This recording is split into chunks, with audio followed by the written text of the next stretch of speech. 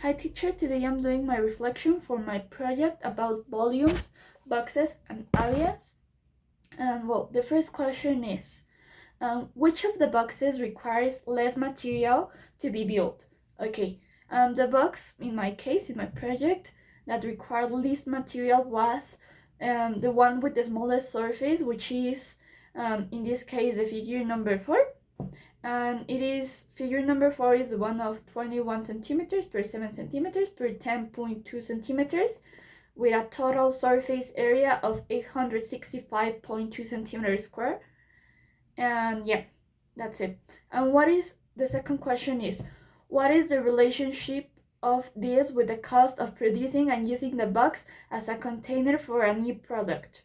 Okay, the smaller my surface is, it is the least material I'm gonna need to build it.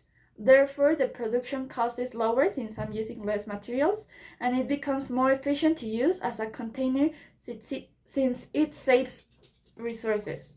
Yeah. The third question is, do you think that if you build more boxes, you can find a better option allowing you to reduce the cost of the box? Yes, because, okay, um, by testing more combinations of length, width, and height, it is possible to find a design that is like even smaller than the one we did, because in the procedure of doing these boxes, I had a bit of waste because, well, there was like leftovers that couldn't be used in my project, that they were too small to be used.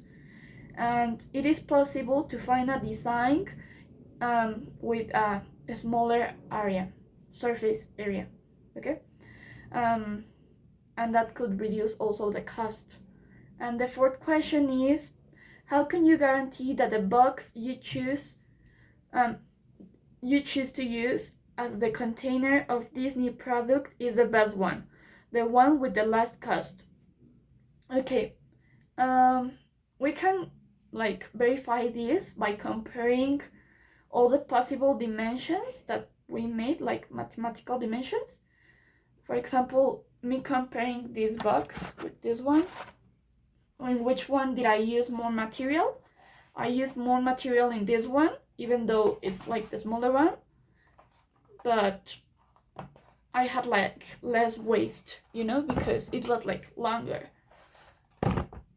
Okay, so well, by calculating the volumes and surface areas, I can do this, like comparing this data and selecting the one with the smallest surface area for the volume, for the same volume, and ensuring the lowest material and production cost.